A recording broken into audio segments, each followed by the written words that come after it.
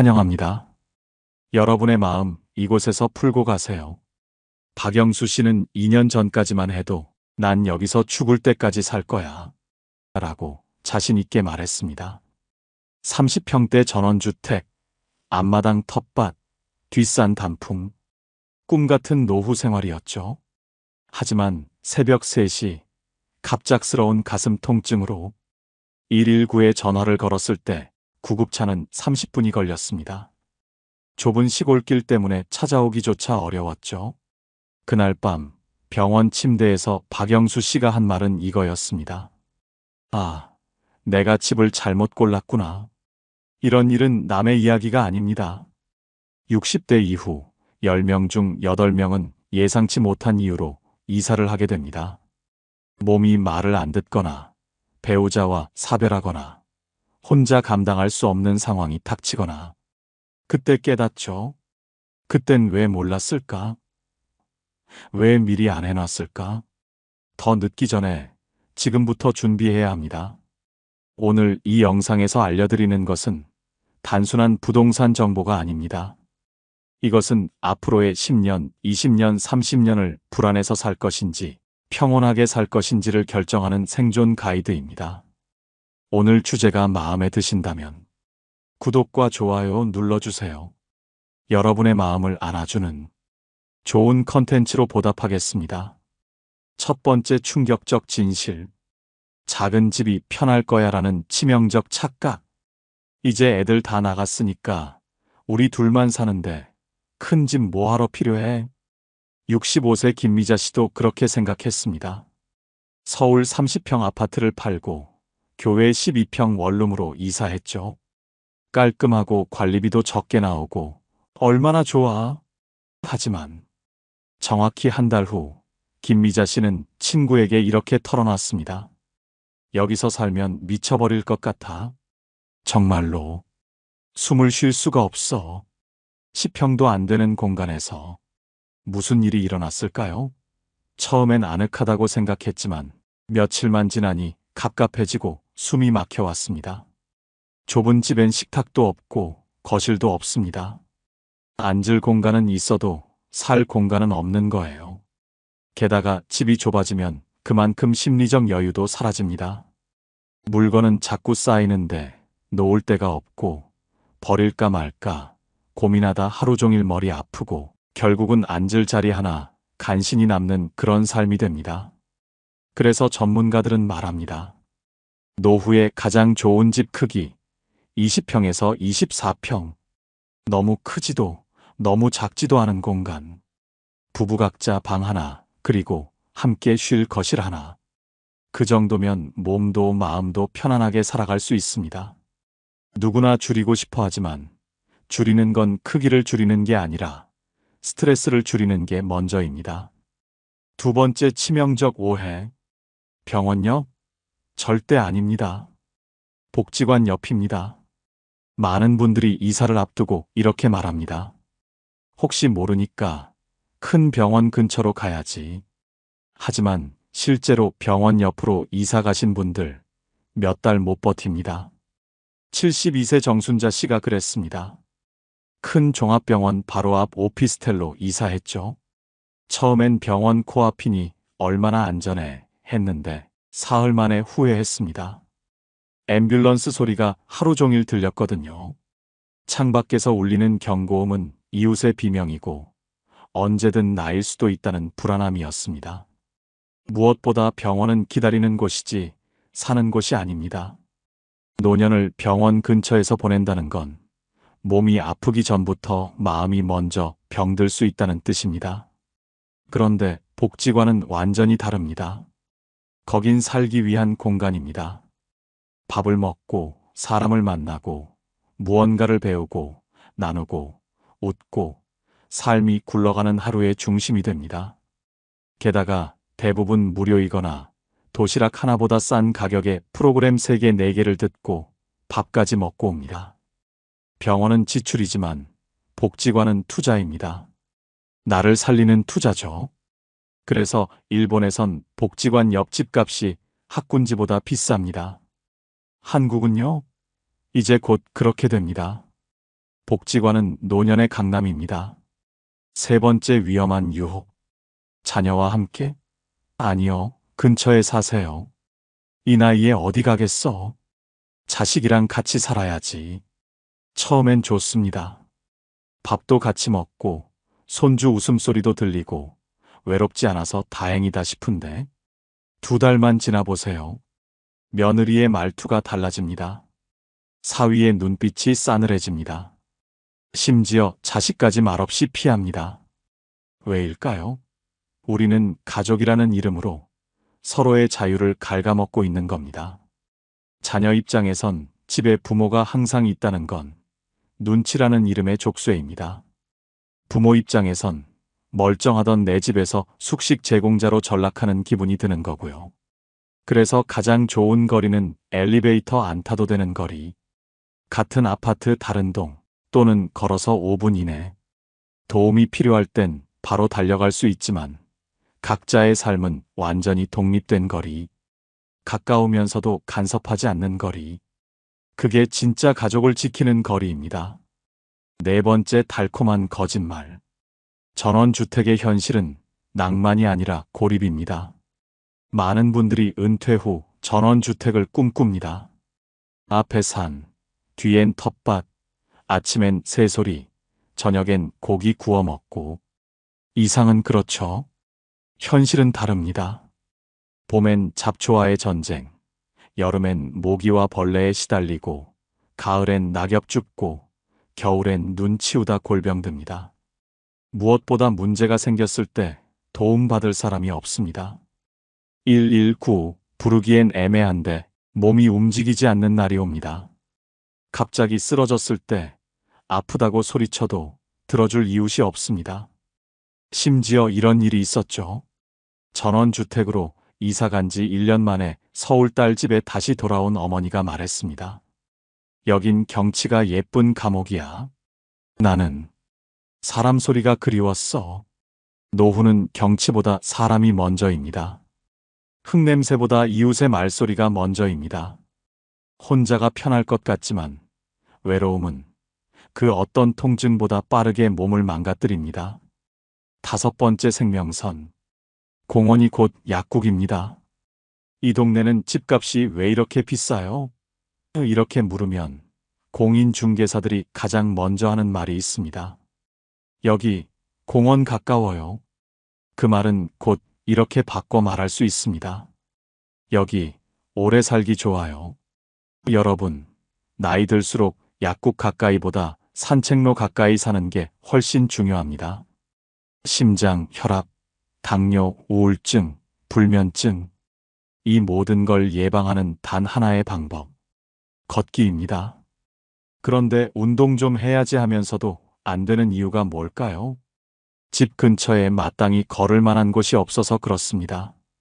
좁고 차 많은 인도, 시멘트 덩어리 아파트 단지, 커다란 도로만 있는 동네. 이런 데서 걷는 건 건강이 아니라 스트레스입니다. 하지만 나무가 많은 산책로, 호수가 있는 공원, 벤치에 앉아 햇빛 쬐일 수 있는 쉼터가 있는 동네라면 걷는 게 의무가 아니라 기쁨이 됩니다. 걸을 수 있다는 건 곧 내가 아직 세상과 연결되어 있다는 뜻입니다. 사람들과 마주치고 자연을 느끼고 천천히 하루를 정리하고, 이게 바로 우리를 사람답게 살게 해주는 시간입니다. 그래서 노후 주거지를 선택할 때 공원이 가까운가? 산책로는 잘 돼 있는가? 이건 단순한 운동 공간이 아니라 삶의 질을 결정하는 핵심 기준입니다. 걷지 않으면 마음이 먼저 주저앉습니다. 마음이 주저앉으면 몸도 같이 무너집니다. 약보다 먼저 챙길 건 발 디딜 수 있는 땅입니다. 6번째 현실적 진실. 집은 사는 곳이지만 동시에 자산입니다. 마지막 집을 정할 땐 반드시 팔릴 수 있는가를 고려하셔야 합니다. 많은 분들이 말합니다. 난 그냥 여기서 죽을 때까지 살 거야. 그럴 수 있습니다. 하지만 세상 일은 그렇게 흘러가지 않습니다. 갑작스레 병이 생기거나 배우자와 이별하거나 혼자 감당하기 어려운 일이 생겼을 때 그 집을 처분해서 돌봄 비용을 마련해야 하는 순간이 찾아옵니다. 그런데 집이 팔리지 않습니다. 너무 외진 곳, 너무 오래된 구조, 너무 비싸게 들여놓은 전원주택. 살 땐 좋았지만 팔 땐 아무도 안 보러 오는 집. 결국 가장 힘들 때 가장 발목 잡는 존재가 아이러니하게도 그 집입니다. 그래서 노후에 사는 집은 살기도 편해야 하지만 팔기도 쉬워야 합니다. 교통이 되고 생활 인프라가 있고 수요가 꾸준한 곳. 어쩌면 이건 투자보다 더 중요한 퇴로 확보입니다. 마지막 집이니까 내 마음대로 꾸미고 살 거야. 좋습니다. 하지만 그 이후까지도 생각하셔야 합니다. 집이 곧 자산입니다. 그리고 노년에 가장 유용하게 쓸 수 있는 비상금 통장입니다. 팔 수 없는 집은 결국 나도 묵고 자식도 묵습니다. 마지막 집은 내가 머무는 곳이 아니라 언제든 내가 떠날 수 있게 도와주는 곳이어야 한다. 이 말을 꼭 기억해 두세요. 세상엔 참 다양한 집이 있습니다. 아파트, 전원주택, 실버타운, 빌라. 그 중에서도 노후를 앞둔 분들이 가장 많이 고민하는 선택지는 이 세 가지입니다. 아파트 대 전원주택 대 실버타운. 과연 어디서 살아야 가장 평온하게, 안전하게, 그리고 인간답게 살 수 있을까요? 실버타운. 겉보기는 천국, 속은 외로움. 밥도 나오고 병원도 있고 운동 프로그램도 많다는데 얼마나 좋아? 실제로 실버타운은 굉장히 잘 갖춰져 있습니다. 입구엔 경비, 안엔 간호사, 아침, 저녁 챙겨주는 직원까지. 하지만요, 그 모든 편안함이 당신의 마음까지 채워주진 못합니다. 왜냐고요? 거긴 젊은이도 아이도 다양성도 없는 단일 세대 공간이기 때문입니다. 매일 같은 사람과 같은 식사를 하고 대화 주제는 혈압, 병원, 약 이야기. 그렇게 3개월이 지나면 스스로에게 묻게 됩니다. 나 지금 사는 건가? 아니면 그냥 버티고 있는 건가? 실제로 실버타운을 나오는 사람들이 한 말입니다. 시설은 호텔인데 마음은 감옥 같았어요. 하루하루가 정해진 대로 돌아가니 사람이 메말라요. 그래서 실버타운에 입주했다가 수천만 원 입주비를 포기하고 나오는 사람들 한둘이 아닙니다. 정말 중요한 건 내 삶을 살아내는 공간인가? 입니다. 누군가 챙겨주는 집이 아니라 내가 주체로 살아가는 집. 그게 없다면 아무리 편해도 그 집은 살기 좋은 곳이 아니라 살기 편한 감옥일 수 있습니다. 전원주택. 낭만은 첫 달까지, 그 다음은 노동입니다. 마당 있는 집, 나무 심고 텃밭도 가꾸고 여유롭게 살고 싶어요. 그 마음 100번 이해됩니다. 아까도 말씀드렸듯이요. 현실은 이렇습니다. 봄에는 잡초와의 전쟁, 여름에는 벌레와의 사투, 가을에는 낙엽 치우기, 겨울에는 눈 치우다가 넘어져 응급실. 이건 살기가 아니라 버티기입니다. 게다가요, 가장 큰 문제는 고립입니다. 마트, 병원, 약국이 모두 차로 30분. 그나마 자식들이 오기도 어렵습니다. 사람 소리 하나 없는 집. 갑자기 몸이 안 좋아져도 도와줄 사람이 없습니다. 실제로 한 어르신이 전원주택으로 이사 갔다가 1년도 안 돼서 서울로 다시 돌아오셨습니다. 경치는 좋은데 아무 소리도 없으니 마음이 너무 시끄러웠어요.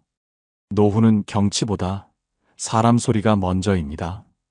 무언가 불편해도 누군가가 있다는 것, 그게 진짜 복입니다. 아파트. 문제점도 있지만 결국 가장 실패 확률이 낮은 집. 왜 많은 분들이 다시 아파트로 돌아올까요? 왜 살아보니 아파트가 최고라는 말이 나올까요? 답은 간단합니다. 아파트는 가장 적은 위험, 가장 높은 안정성을 가진 구조이기 때문입니다. 병원, 마트, 복지관, 약국 모두 걸어서 10분. 외롭지 않음, 위급시 도와줄 이웃이 있음. 안전, 관리실, 경비, CCTV 등 시스템 확보, 유지비 생각보다 적고 관리도 깔끔하게 됨. 커뮤니티, 노년층을 위한 문화센터, 동호회 등 운영 활발. 이건 단순한 편리함이 아닙니다. 삶이 무너지지 않도록 받쳐주는 기본 인프라입니다. 특히 요즘 새로 지어지는 아파트 단지는 경로당, 복지관, 병원, 어린이집까지 한꺼번에 갖춘 작은 도시가 되어가고 있습니다. 그래서 아파트는 불만은 있어도 망한 선택은 아닙니다. 이제는 중간지대가 뜨고 있습니다. 도심 한가운데 있으면서도 공원이 있고 자연이 있는 단지. 예를 들어 이런 곳입니다. 전주 에코시티, 원주 기업도시, 세종시 도심형 단지, 나주 혁신도시, 파주 운정지구. 이런 곳은 대체로 공원, 산책로, 호수 같은 자연환경과 병원, 복지관, 쇼핑, 교통 인프라까지 다 갖추고 있습니다. 게다가 서울보다 집값도 훨씬 낮습니다. 은퇴 이후 이주를 고려하시는 분들께 이런 중소도시형, 전원형 아파트는 현실적이면서도 이상적인 해답이 될 수 있습니다. 정리하겠습니다. 실버타운? 낭만은 있지만 외로움이 크다. 전원주택? 멋있지만 삶을 지탱해주진 않는다. 아파트, 완벽하진 않아도 실패는 막아준다. 중소도시 전원형 아파트? 모든 걸 적당히 갖춘 현실적 이상형이다. 이제 남은 건 하나입니다. 내 삶에 가장 맞는 조합은 무엇인가? 이 기준을 알고 지금부터 준비하신다면 다음 이사, 그건 떠밀린 선택이 아니라 여러분이 주도한 마지막 집이 될 수 있을 겁니다. 그리고 후회하지 않을 겁니다. 지금까지 보신 여러분이라면 분명 이런 생각이 드셨을 겁니다. 그래, 방향은 알겠는데 그럼 나는 어디서 살아야 하지? 도대체 어떤 집을, 어떤 방식으로 골라야 후회가 없을까? 바로 지금부터 내게 꼭 맞는 집을 찾는 법. 여러분의 상황별로 어떤 집이 가장 적합한지 구체적으로 안내해 드리겠습니다. 첫 번째, 경제적으로 여유가 없다면 복지관 근처 아파트 무조건 1순위입니다. 연금이 많지 않다. 소득이 거의 없다. 생활비도 빠듯하다면 무조건 복지관 중심 생활권을 중심으로 보셔야 합니다. 그 이유는 단순합니다. 그곳에는 돈이 안 드는 서비스가 몰려 있기 때문입니다. 양질의 식사, 교육, 운동, 심리 상담, 심지어 문화활동까지 복지관은 무료 종합센터입니다. 집이 비좁더라도 복지관 하나로 심리적, 사회적, 건강적 돌봄을 동시에 받을 수 있습니다. 그리고 무엇보다 매일 아침 갈 곳이 있다는 건 노후의 삶의 리듬과 의미를 만들어주는 힘입니다. 두 번째, 건강에 불안이 있다면 도보 10분 거리 내 병원, 엘리베이터 있는 집을 보세요. 무릎이 안 좋거나 만성질환이 있다면 1층 혹은 반드시 엘리베이터가 있는 곳을 찾으셔야 합니다. 그리고 병원은 무조건 걸어서 10분 이내. 의외로 많은 분들이 병원 옆에 살면서도 그 병원엔 한 번도 안 간다고 말씀하세요. 왜냐하면 병원이 심리적으로 불편하기 때문입니다. 그래서 가장 좋은 조합은 이겁니다. 작지만 엘리베이터 있는 저층 아파트, 그리고 그 근처에 내과, 치과, 약국이 골고루 있는 지역. 이건 진짜 몸이 살아있는 한 내 발로 다닐 수 있는 주거지입니다. 그게 노후의 독립을 지켜주는 핵심입니다. 세 번째, 외로움이 걱정된다면 단지 내의 경로당, 문화센터, 주민 모임이 활발한 아파트를 찾으세요. 사람은 외로워지면 생각이 많아지고 생각이 많아지면 몸이 아픕니다. 그래서 정기적으로 사람이 모이는 공간이 동네 약국보다 더 중요할 수 있습니다. 특히 여성분들, 남편과 사별하거나 혼자 계시는 시간이 길어질수록 이런 소셜 네트워크가 노후를 지탱하는 거의 유일한 버팀목이 되기도 합니다. 네 번째, 아직 활동적인 성격이다. 나는 아직 활동적인 성격이다. 놀고 싶다고 생각하신다면 도심형 신축단지 혹은 중소도시 복합단지를 보세요. 이런 분들은 오히려 실버타운보다 젊은 사람들과 섞여 있는 곳이 훨씬 에너지가 좋습니다. 마트, 백화점, 도서관, 지하철이 다 붙어 있는 곳. 요즘은 이런 곳이 시니어에게도 어울리는 공간이 되어가고 있습니다. 왜냐고요? 중년의 삶은 아웃사이더로 사는 것이 아니라 세상의 일부로 살아가는 것이기 때문입니다. 나이 들었다고 조용히 물러날 필요 없습니다. 조금 시끄러워도 좋습니다. 놀이터 소리, 버스 정류장 소리, 지나가는 청년들의 목소리. 그 안에 있을 때 우리는 늙지 않습니다. 5번째, 진짜 마지막 집을 고민 중이라면 팔기 쉬운 집, 그리고 돌봄을 끼고 있는 지역을 보세요. 지금은 멀쩡해도 80세 이후를 대비하셔야 합니다. 언젠가 내가 혼자 살 수 없을 때 그때를 도와줄 시스템이 근처에 있는가? 요양병원, 방문간호, 주간보호센터, 그리고 가장 중요한 것, 자식들이 오는데 불편하지 않은 위치입니다. 서울이라면 교통허브 근처, 지방이라면 중소도시 중심지. 무조건 차 타고 1시간 안쪽이어야 정말로 찾아옵니다. 그리고 그 집은 언제든 처분 가능한 조건을 갖추고 있어야 합니다. 그게 마지막까지 스스로의 삶을 지키는 가장 현실적인 방법입니다. 이제 마지막 이야기입니다. 앞서 우리는 어떤 집을 선택해야 후회하지 않는가에 대해 이야기했습니다. 그런데요, 집의 조건보다 더 중요한 게 하나 있습니다. 바로 그 집에서 누구와 어떻게 사느냐입니다. 지금 우리나라 60대 이상 인구 중 혼자 사는 분들의 비율은 25%를 넘어섰고 70대 이상에선 3명 중 1명이 1인 가구입니다. 이건 남의 이야기가 아닙니다. 언젠가 우리 대부분이 혼자 살게 될 수도 있다는 현실입니다. 그렇다면 질문을 바꿔야 합니다. 누구와 살 것인가가 아니라 혼자 살더라도 외롭지 않게 살 수 있는 방법은 무엇인가? 첫 번째, 혼자 살지만 혼자가 아닌 구조 만들기. 1인 가구가 외로워지지 않으려면 혼자 살지만 혼자가 아닌 구조를 만들어야 합니다. 이건 공간이 아니라 관계의 문제입니다.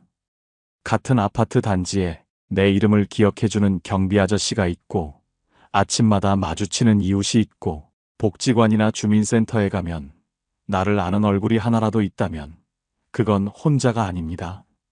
혼자 산다는 건 관계가 단절된 구조 속에서 사는 것이지 진짜 물리적으로 혼자 있다는 뜻은 아닙니다.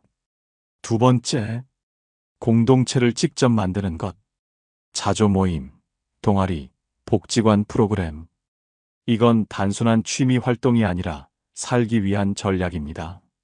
예를 들어 매주 수요일 복지관 합창단 연습, 동네 도서관 낭독 모임, 마을 신문 만들기, 동아리, 걷기 모임, 자전거 모임, 채소 나눔 모임. 이런 활동에 꾸준히 얼굴을 비추는 것. 그게 심리적 면역력이 되고 어떤 위기에도 내 곁에 누군가 있다는 사회적 백신이 됩니다. 세 번째, 절대 혼자 살면 안 되는 동네. 이건 아주 중요합니다. 고립형 전원주택 지역, 초고층 대단지지만 커뮤니티가 전무한 곳, 이웃 간 왕래가 없고 복지관 하나 없는 동네. 이런 곳에서 혼자 살면 몸이 아프지 않아도 마음부터 무너집니다. 특히 고령일수록 내가 아플 때 누가 도와줄 수 있는가? 위급한 상황에서 구조 요청이 가능한가? 이게 생명선입니다. 반대로 아파트 커뮤니티가 활성화돼 있고 경로당, 문화센터, 복지관, 보건소가 도보권에 있고 관리실, 주민센터와 연락망이 잘 연결된 곳. 이런 곳은 혼자 살아도 혼자 같지 않은 삶이 가능합니다. 네 번째, 성별에 따른 필수 조건들.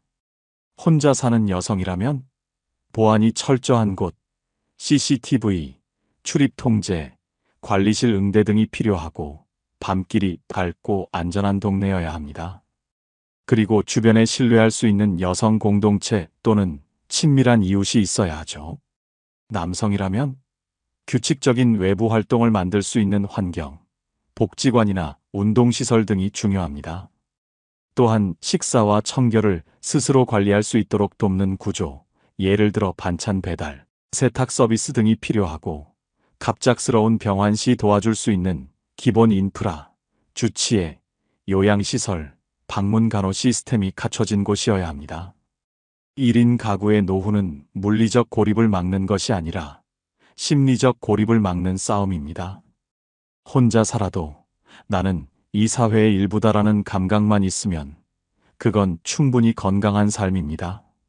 오늘 이 영상을 보신 여러분이라면 이제는 더 이상 혼자 살아도 괜찮을까가 아니라 어떻게 하면 혼자 살아도 단단하게 살 수 있을까를 스스로 설계할 수 있는 힘이 생기셨을 겁니다. 마지막으로 이 말씀을 드립니다. 노년은 누구랑 사느냐보다 어떤 일상을 쌓느냐가 더 중요합니다. 그리고 그 일상은 오늘 여러분이 만든 하나의 작은 관계에서부터 시작됩니다. 여러분, 노후를 준비하는 일은 집을 고르는 일이 아니라 삶의 무대를 고르는 일입니다.